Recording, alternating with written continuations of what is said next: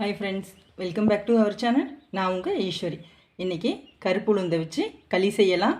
இப்போ இது எதுக்கு நன்மைன்னா, நம்ம வீட்டில் வந்து வயசு பெண்கள் இருக்காங்கன்னா அவங்களுக்கு இடுப்பு எலும்பு தேய்மானம் இருக்கும்.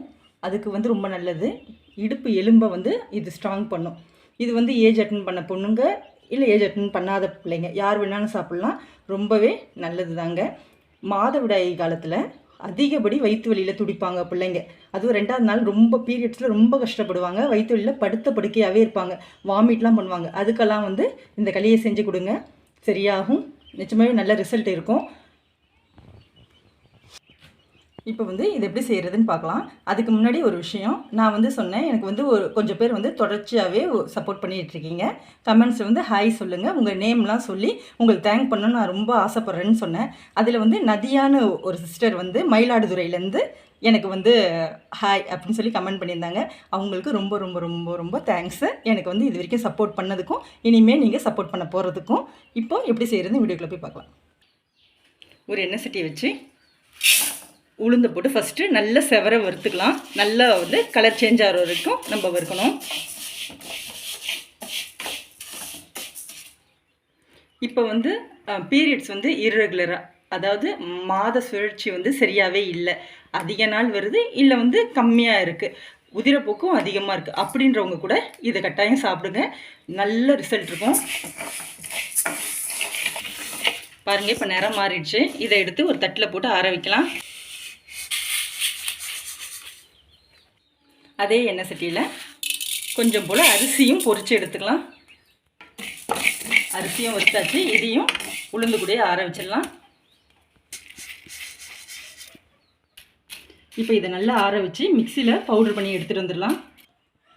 அதே எண்ணெய் சட்டியில் நான் உளுந்து ஒரு கப் எடுத்தேன். ஒரு கப் அளவுக்கு நாட்டு சர்க்கரை எடுத்திருக்கேன். அதை சேர்த்துடலாம். இதுக்கு கருப்பட்டி தான் ரொம்ப பெஸ்ட்டு. எனக்கு கிடைக்கல, கிடைச்சா அதையே யூஸ் பண்ணுங்கள். இப்போ இது முழுகிற அளவுக்கு தண்ணி சேர்க்கலாம். இது கரையணும், அவ்வளோதான். இதுக்கு பதம்லாம் கிடையாது. இது லைட்டாக கரைஞ்சதுக்கப்புறம் நம்ம எடுத்து வடிகட்டிக்கலாம். நான் பாருங்கள், நைஸாக நான் பவுடர் பண்ணிட்டு வந்துட்டேன். இப்போ நம்ம இதில் மண்ணெலாம் இருக்கும். நம்ம இதை வடிகட்டிடலாம்.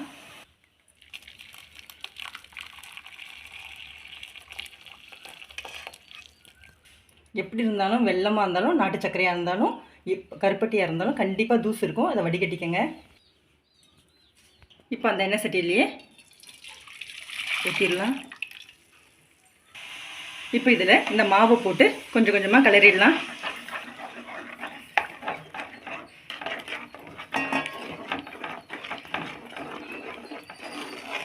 உடனே திக்காக ஆரம்பிச்சிடும். இப்போ இதில் கொஞ்சம் உப்பு சேர்த்துடலாம்.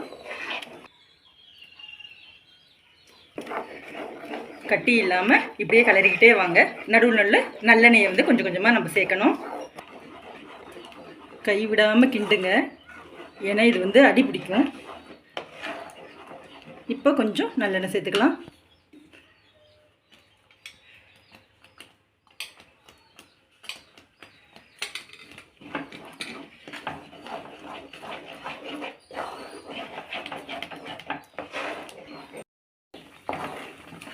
ரொம்ப நேரம் ஆகாது. கைவிடாமல் கிளறிக்கிட்டே இருந்தீங்கன்னா கட்டியாயிடும்.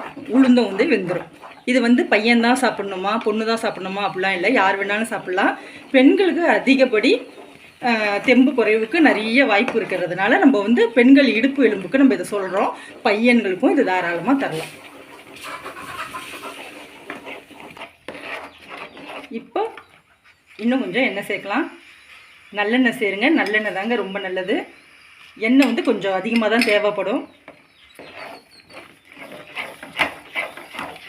அப்படியே திரண்டு வரும் இல்லையா, அந்த ஸ்டேஜ் வந்தோடனே நம்ம இறக்கிடலாம். இப்போ பாருங்கள், நல்லா திரண்டு வர ஆரம்பிச்சிடுச்சு. இப்போ இன்னும் கொஞ்சம் எண்ணெயை சேர்த்துடலாம்.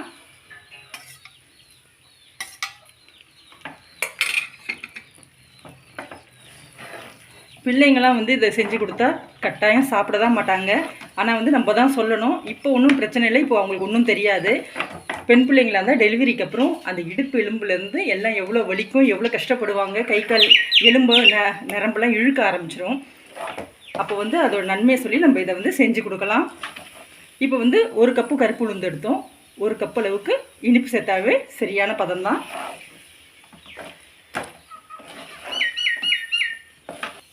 இப்போ அவ்வளோதாங்க ரெடி ஆகிடுச்சு. இது ரெடி ஆகிடுச்சான்னு எப்படி தெரிஞ்சுக்கிறதுனா, ஒரு கிண்ணத்தில் தண்ணி வச்சு கையை ஈரமாக்கி கொஞ்சம் மாவு எடுத்து இப்படி உருட்டி பார்த்தீங்கன்னா உருட்டை வரணும். இப்போ வந்து சரியான பதம்.